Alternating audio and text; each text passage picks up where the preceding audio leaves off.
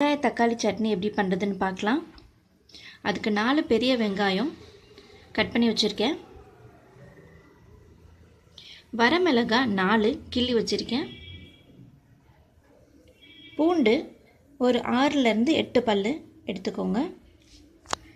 பெருங்காயத்தூள் கொஞ்சமாக எடுத்துக்கோங்க. 4 பெரிய தக்காளி, அதுக்கப்புறம் தேவையான அளவு உப்பு, வதக்கிறதுக்கு 4 ஸ்பூன் எண்ணெய். கடாயில் 4 ஸ்பூன் எண்ணெய் விட்டுடலாம்.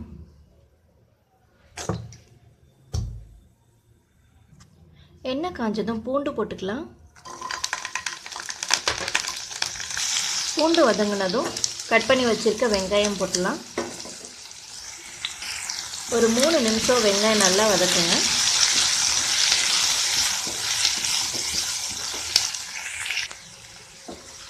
வெங்காயம் நல்லா வதக்கினதும் கூடவே தக்காளி சேர்த்துக்கலாம்.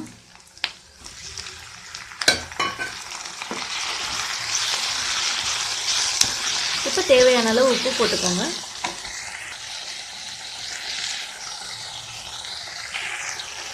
கூடவே காஞ்ச மிளகாயும் பெருங்காயத்தூளும் சேர்த்துக்கலாம்.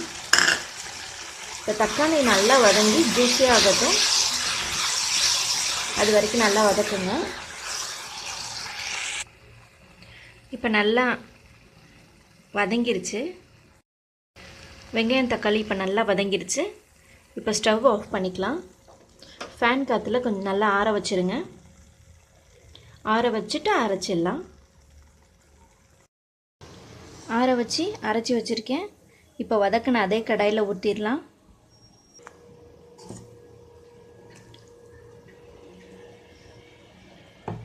தேவைக்கு நீங்கள் தண்ணி சேர்த்துக்கோங்க. இதை ஒரு 2 நிமிஷம் கொதிக்க வச்சு எடுத்துடலாம். உங்களுக்கு தாளிக்க பிடிக்கும்னா ஒரு கடாயில் 2 ஸ்பூன் எண்ணெய் விட்டுட்டு அதில் கடுகு, உளுத்தம்பருப்பு, வத்தல், கருவேப்பிலை, மல்லி போட்டு தாளித்து இதில் கொட்டிடுங்க. இப்போ கொதிக்க ஆரம்பிச்சிச்சு. ஸ்டவ் ஆஃப் பண்ணிடலாம். அவ்வளோதாங்க, நம்ம வெங்காய தக்காளி சட்னி ரெடி ஆகிடுச்சு. இது தோசைக்கு, இட்லிக்கு ரொம்ப சூப்பராக இருக்கும். என்னோடய சமையல் பிடிச்சிருந்தா லைக் பண்ணுங்கள், ஷேர் பண்ணுங்கள், சப்ஸ்கிரைப் பண்ணுங்கள். தேங்க்யூ ஃபார் வாட்சிங்.